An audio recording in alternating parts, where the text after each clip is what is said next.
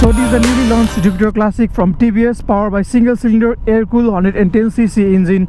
Starting from the looks, design-wise, one of the best-looking classic edition scooter in the class. It has got this windshield inspired from Vespa, and just daily use ko lagi, if you go around like 50 to 60 plus, and especially winter season ma धेरै नै काम लाग्छ. Normally scooter problem हुने भनेको चाहिँ high wind blast को effect हो के, so यसले चाहिँ धेरै नै help गर्छ wind blast control गर्नमा.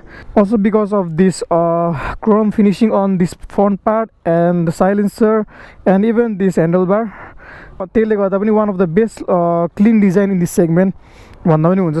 यसको सिटले गर्दाखेरि पनि प्रिमियम टाइप अफ फिलिङ दिन्छ यसले, plus the cushion for pillion rider, one advantage होइन. On the front part unlike the normal type of finishing यहाँ पनि एकदम क्लिन फिनिसिङ भएको छ.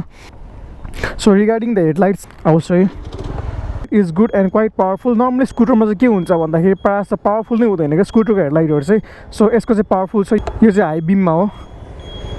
The instrument cluster is analogue and quite fine. तर अझै डिजिटल भएको चाहिँ अझै धेरै प्लस पोइन्ट हुन्थ्यो यसको चाहिँ. फ्युल इन्डिकेटर भयो, स्पिडोमिटर भयो, mode and this side light indicator भयो, यो लेफ्टको लागि यता राइटको लागि. One of the best plus point of any scooter is the luggage compartment. Luggage compartment is quite big and यहाँ चाहिँ USB चार्जिङ पोर्ट पनि अप्सनमा दिएको छ. सो यसले गर्दाखेरि चाहिँ जस मोबाइल चार्जिङमा चाहिँ गाह्रो हुँदैन. एउटा हेलमेट सजिलो अटाउँछ, तर चार्जिङ पोर्ट चाहिँ लगेज कम्पार्टमेन्टमा भन्दा पनि फ्रन्ट पार्टमा भइदिएको अझै प्लस पोइन्ट हुन्थ्यो. कज फोन आउँदाखेरि प्रायः राइडिङ गर्दाखेरि फोनहरू आउन सक्छ होइन. भित्र राख्यो भने चाहिँ लाइक थाहा हुँदैन क्या. फ्युल ट्याङ्कको लागि चाहिँ डिगी खोलिराख्नु पर्दैन. यु क्यान जस्ट यस्तो गरेपछि होइन, सरी यस्तो गरेपछि सिधै निक्लिन्छ यो. Regarding the performance, power delivery is smooth, राम्रोसँग पिकअप लिन्छ, plus the initial pickup is also good and हल्का भाइब्रेसन चाहिँ हुँदो रहेछ. भाइब्रेसन चाहिँ त्यस्तो धेरै छैन, हल्का मात्र छ, त्यस्तो लाइटली मात्र हो. That can be negotiable. Regarding the braking system, front पार्टमा चाहिँ डिस्क ब्रेक छ र रेयर पार्टमा चाहिँ ड्रम ब्रेक छ. And and I am also quite impress from the braking performance of the scooter. Brake त मजाले है, झ्याप्की झ्याप लाग्छ क्या. आउँछु यु गाइस हो भयो होइन, ए ठाउँको ठाउँ लाग्छ क्या ब्रेक त.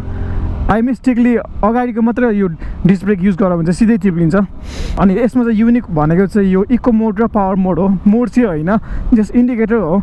लाइक एउटै लेभलको स्पिडमा गइराख्दाखेरि चाहिँ इको मोड हुन्छ होइन, एन्ड हत्तैकैचोटि बटाएर भने पावर मोडमा जान्छ क्या. त्यो भनेको चाहिँ लाइक इकोनोमी मोडमा चाहिँ माइलेज बढी दिन्छ र पावर मोडमा चाहिँ माइलेज हल्का कम दिन्छ.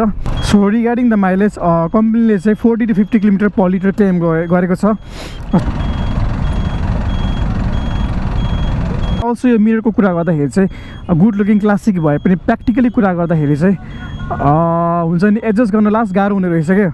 लाइक हुन्छ नि यस्तो मुभ हुनै गाह्रो हुने होइन. सो या गुड लुकिङ भए पनि अब एडजस्ट गर्न चाहिँ हल्का गाह्रो हुने रहेछ. डिस्क ब्रेक चाहिँ 120 mm को हो र विलको कुरा गर्दाखेरि चाहिँ एलोय विल हो. फिमेलको लागि भन्दा पनि मेलहरूको लागि चाहिँ अझै हुन्छ नि फोकस गरेर यस्तो लाग्यो. किन भन्दा because of the ground clearance and also the sitting position, sitting height खुट्टा मजाले पुग्छ. तर स्पेसली अब त्यो केटीहरू चाहिँ लास्ट हुन्छ नि, कोही कोही हाइट हुँदैन नि त, उनीहरूको लागि चाहिँ लास्ट गाह्रो हुन्छ. If you guys or ladies planning to buy the scooter then पहिला टेस्ट राइड चाहिँ गर्नु होला. And also regarding the shock, अफ रोडिङमा पनि मैले टेस्ट गरिसकेँ, अति मजाले सकहरू चाहिँ एब्जर्भ गर्छ. अफ रोडिङको लागि पनि जस राम्रै छ. हो अगाडि चाहिँ ड्युल टेलिस्कोपिक सक छ र पछाडि चाहिँ सिङ्गल मोनोसक सक छ। सो अब नेगेटिभ कुराहरू चाहिँ गर्दाखेरि चाहिँ पर्सनली भन्दाखेरि चाहिँ यसको एउटा मोबाइल चार्जिङ पोइन्ट चाहिँ मोबाइल चार्जिङ चाहिँ अगाडि भइदिएको राम्रो हुन्थ्यो। एन्ड इन्जिन रिफाइनमेन्ट चाहिँ हल्का हल्का त्यस्तो धेरै होइन, हल्का भाइब्रेसन आउँछ, त्यो पनि अलिक हल्का कम भइदिएको अझै राम्रो हुन्थ्यो। एन्ड त्यही हो। So don't forget to comment down below regarding this review, and also if you guys are new to my channel then subscribe to my channel. Till then right guys, offroading test गर्ने हो क्या, कतिको चिप्लिन्छ कतिको सक absorb गर्छ थाहा हुन्छ क्या।